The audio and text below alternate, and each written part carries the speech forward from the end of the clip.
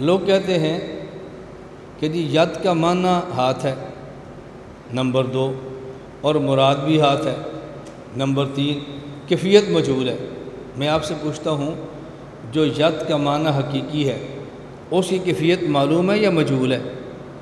جی تو آپ کہتے ہیں معنی بھی حقیقی ہے، کیفیت بھی مجہول ہے، یہ تو تضاد ہے۔ ید کا حقیقی معنی عضو جارح، یہ معلوم ہے یا مجہول ہے؟ تو پھر مجہول کیفیت آپ کیوں کہتے ہیں؟ حقیقی معنی معلوم الکیفیت ہے، آپ حقیقی معنی مانتے ہیں ساتھ مجہول کیفیت بھی کہتے ہیں، یہ تو تضاد ہے۔ یہ حقیقی معنی چھوڑ دو اور یہ حقیقی معنی ماننا ہے تو مجہول کا لفظ چھوڑ کر معلوم الکیفیت مانو، اور کیفیت تمہیں معلوم ہی نہیں ہے۔ بات سمجھ آ گئی؟ تیسری دلیل سمجھو، اگر آپ کہتے ہیں کہ اللہ تعالیٰ کی جو صفات ہے اور ہمیں اس کے معنی معلوم ہے تو نقصان کیا ہوگا؟ دیکھو، ید ایک جنس ہے، ید ایک جنس ہے۔ جنس کسے کہتے ہیں؟ جنس کا معنی کیا ہوتا ہے؟ کلی مقول، ایک ایسی کلی جس کا اطلاق ہو کس پر؟ مختلف الحقائق پر۔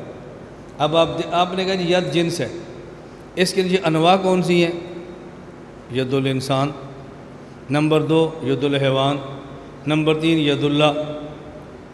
اچھی بات سمجھیں، ید کا جب حقیقی معنی معلوم ہے اور پھر مراد بھی حقیقی معنی ہے تو ہمارا سوال ہے کہ ید ایک جنس ہے۔ اب اس کا ایک فرد ید الانسان، دوسرا فرد ید الحیوان، تیسرا فرد ید اللہ۔ اور یہ ضابطہ ہے کہ نوع کے اندر جنس کا معنی پایا جانا ضروری ہے، ایک اضافی معنی اس سے نوع بن جاتی ہے۔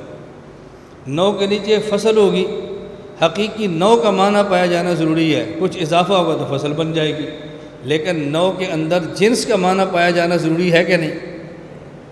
آپ نے کہا ید یہ جنس ہے، اس کی ایک نوع ید الانسان، ایک نوع ید الحیوان، ایک نوع ید اللہ۔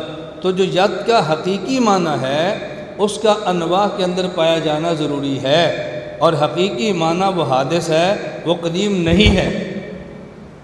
تو جب آپ اس کو ید اللہ کہو گے اور حقیقی معنی بھی مانو گے تو پھر آپ کو حادث ماننا پڑے گا، آپ قدیم نہیں کہہ سکتے، کیونکہ جنس اپنی نوع کے اندر ضرور پائی جاتی ہے۔